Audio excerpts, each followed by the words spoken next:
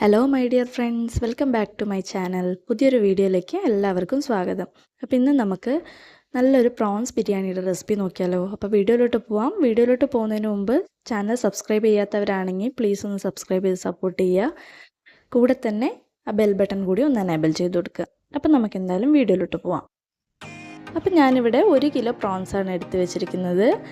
കുറച്ച് വലിയ പ്രോൺസാണ് ബിരിയാണിക്ക് ഏറ്റവും നല്ലത്. അപ്പോൾ നമുക്കിത് നന്നായിട്ട് ക്ലീൻ ചെയ്തെടുക്കാം.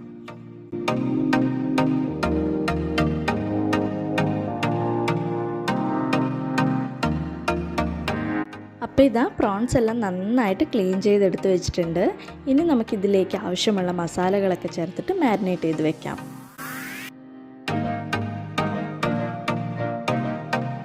അപ്പോൾ ആദ്യം തന്നെ 1 ടീസ്പൂണോളം മഞ്ഞൾപ്പൊടിയും 2 ടേബിൾ സ്പൂണോളം മുളക് പൊടിയും കുറച്ച് കുരുമുളക് പൊടിയും മല്ലിപ്പൊടിയും 1/4 ടീസ്പൂണോളം ഗരം മസാലയും ഉപ്പും കൂടി ചേർത്തിട്ട് നന്നായിട്ടൊന്ന് കൈവച്ച് തന്നെ മിക്സ് ചെയ്തെടുക്കാം.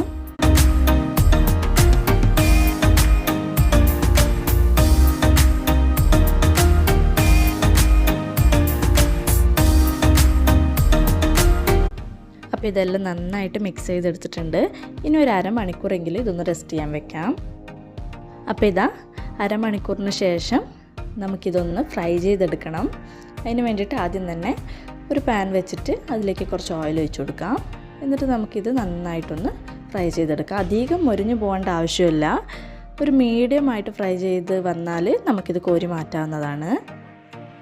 അപ്പോൾ ഇതാ ഈ ഒരു അളവിലാകുമ്പോഴത്തേക്കും നമുക്ക് പ്രോൺസ് കോരി മാറ്റാം.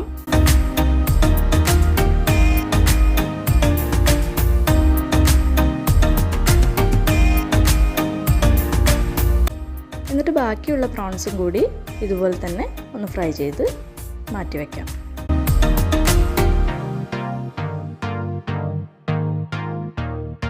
അതേ സെയിം എണ്ണയിലേക്ക് ഒരു 5 സവാളയാണ് ഞാൻ എടുത്തിട്ടുള്ളത്. അത് കട്ട് ചെയ്ത് ചേർത്ത് കൊടുക്കാം. പച്ചമുളകും സവാളയും കൂടി ചേർത്തിട്ട് നന്നായിട്ടൊന്ന് വഴറ്റി കൊടുക്കാം.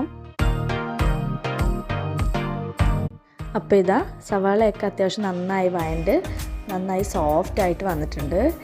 ഇത് മതിയാവും. ഈ ഒരു സമയത്ത് നമുക്കിതിലേക്ക് വേണ്ട പേസ്റ്റുകളും പൊടികളൊക്കെ ചേർത്ത് കൊടുക്കാം.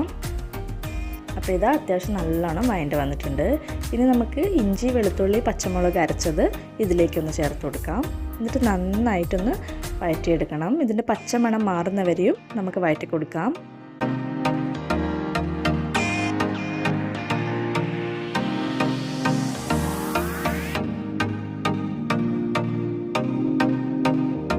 അതിനുശേഷം നമുക്ക് ഒരു 4 തക്കാളിയാണ് ഞാനിവിടെ എടുത്തിരിക്കുന്നത്. 4 തക്കാളി കട്ട് ചെയ്തതും കൂടി ചേർത്തിട്ട് നന്നായിട്ടൊന്ന് മിക്സ് ചെയ്ത് കൊടുക്കാം. എന്നിട്ടൊന്ന് അടച്ച് വെച്ചിട്ട് ഒന്ന് തക്കാളിയൊക്കെ ഒന്ന് വെന്ത് സോഫ്റ്റ് ആവും വരെയും ഒന്ന് വേവിച്ചെടുക്കാം. അപ്പോൾ ഇതാ തക്കാളിയൊക്കെ അത്യാവശ്യം നല്ല രീതിയിൽ തന്നെ വെന്ത് വന്നിട്ടുണ്ട്. ഈ ഒരു സമയത്ത് നമുക്ക് വേണ്ടത് ഗരം മസാലയാണ്. ഒരു വലിയ ടേബിൾ സ്പൂണോളം ഗരം മസാല ഞാനിവിടെ ചേർത്ത് കൊടുക്കുന്നുണ്ട്. അത് കഴിഞ്ഞ് ആവശ്യത്തിനുള്ള ഉപ്പും കൂടി ചേർത്ത് കൊടുക്കാം. അത് കഴിഞ്ഞ് ഒരു അരമുറി നാരങ്ങാ നീരും കൂടി ചേർത്തിട്ട് നമ്മൾ ഫ്രൈ ചെയ്ത് മാറ്റി വെച്ച പ്രോൺസ് ഇതിലേക്ക് ചേർത്ത് കൊടുക്കാം. എന്നിട്ട് നന്നായിട്ട് തന്നെ ഒന്ന് മിക്സ് ചെയ്ത് കൊടുക്കണം.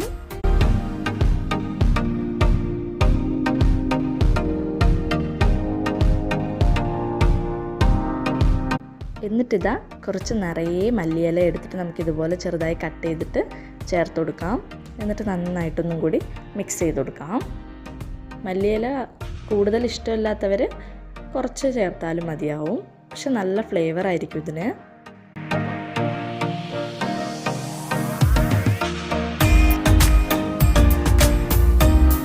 എന്നിട്ട് അവസാനമായിട്ട് കുറച്ച് പെരിഞ്ജീരകം കൂടി ഒന്ന് ചതച്ചിട്ട് നമുക്കിതിലേക്ക് ചേർത്തിട്ട് മിക്സ് ചെയ്ത് കൊടുക്കാം. അപ്പോൾ ഇതാ ഇത്രയേ ഉള്ളൂ. നമ്മുടെ മസാല ഇവിടെ റെഡി ആയിട്ടുണ്ട്. ഇനി നമുക്ക് മസാല മാറ്റി വയ്ക്കാം. എന്നിട്ട് ഞാൻ ഇവിടെ സവാള ഒന്ന് ഫ്രൈ ചെയ്ത് കോരി മാറ്റി വയ്ക്കുന്നുണ്ട്. നമ്മുടെ ചോറിന് ആവശ്യമുള്ള സവാളയാണ്. അപ്പോൾ ഇതാ സവാളയെല്ലാം നന്നായിട്ട് ഫ്രൈ ചെയ്ത് മാറ്റി വെച്ചിട്ടുണ്ട്. ഇനി നമുക്ക് ചോറിൻ്റെ പരിപാടിക്ക് പോവാം. ആദ്യം തന്നെ കുറച്ച് ഓയിലും നെയ്യും കൂടി ചേർത്തിട്ട് നമ്മുടെ കറുവപ്പട്ട പെരിഞ്ജീരകം ഗ്രാമ്പൂ എല്ലാം ചേർത്ത് നന്നായിട്ടൊന്ന് ഫ്രൈ ചെയ്തെടുത്തതിന് ശേഷം തിളച്ച വെള്ളം നമുക്ക് 1 കപ്പ് അരിക്ക് 2 കപ്പ് വെള്ളം അളവിൽ ഒഴിച്ചു കൊടുക്കാം. എന്നിട്ട് അതിലേക്ക് ആവശ്യത്തിനുള്ള ഉപ്പും നാരങ്ങാ നീരും കൂടി ചേർത്ത് കൊടുക്കാം. അത് കഴിഞ്ഞ് നമ്മൾ എടുത്തു വെച്ച കഴുകി മാറ്റി വെച്ച അരിയും കൂടി ചേർത്തിട്ട് നന്നായിട്ടൊന്ന് മിക്സ് ചെയ്ത് കൊടുക്കണം. നാരങ്ങാ നീര് ചേർക്കുന്നത് കൊണ്ട് അരി തമ്മിൽ പറ്റിപ്പിടിക്കാതിരിക്കും, അതിന് വേണ്ടിയിട്ടാണ്.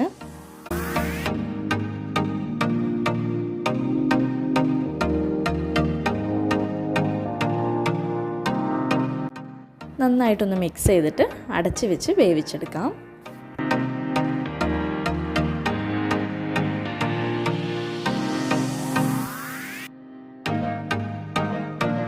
അപ്പോൾ ചോറ് റെഡിയായതിന് ശേഷം നമുക്കൊന്ന് ദമ്മിട്ടെടുക്കാം. അതിന് വേണ്ടി ചോറിട്ടിട്ട് അതിൻ്റെ മുകളിലായിട്ട് മസാലയും ചേർത്തിട്ട് ഇതുപോലെ ലെയറാക്കി എടുക്കാം.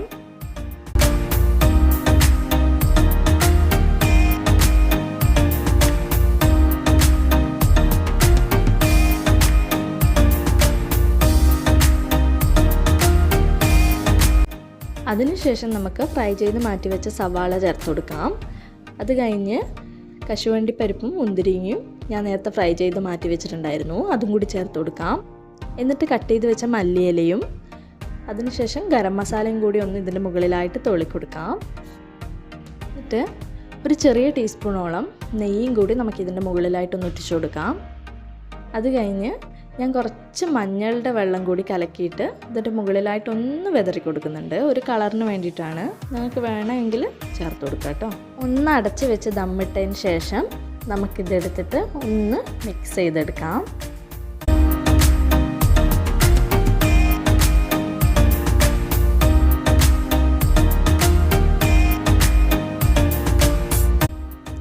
അപ്പോൾ ഇതാ ഇത്രയേ ഉള്ളൂ, നമ്മുടെ പ്രോൺസ് ബിരിയാണി ഇവിടെ റെഡി ആയിട്ടുണ്ട്. നല്ല അടിപൊളി ടേസ്റ്റാണ് കേട്ടോ. അപ്പോൾ എല്ലാവരും വീട്ടിലൊന്ന് ട്രൈ ചെയ്ത് നോക്കണം. ട്രൈ ചെയ്ത് നോക്കിയിട്ട് നിങ്ങളുടെ അഭിപ്രായങ്ങൾ കമൻറ്റിലൂടെ തന്നെ അറിയിക്കണം. അപ്പോൾ ഇന്നത്തെ എൻ്റെ വീഡിയോ എല്ലാവർക്കും ഇഷ്ടപ്പെട്ടെന്ന് ഞാൻ വിശ്വസിക്കുന്നു. ഇഷ്ടപ്പെട്ടെങ്കിൽ ലൈക്ക് ചെയ്യണം, ഷെയർ ചെയ്യണം, സബ്സ്ക്രൈബ് ചെയ്യണം. കൂടെ തന്നെ ആ ബെൽ ബട്ടൺ കൂടി ഒന്ന് എനേബിൾ ചെയ്ത് കൊടുക്കണം. അപ്പോൾ മറ്റൊരു വീഡിയോ ആയിട്ട് വീണ്ടും കാണാം.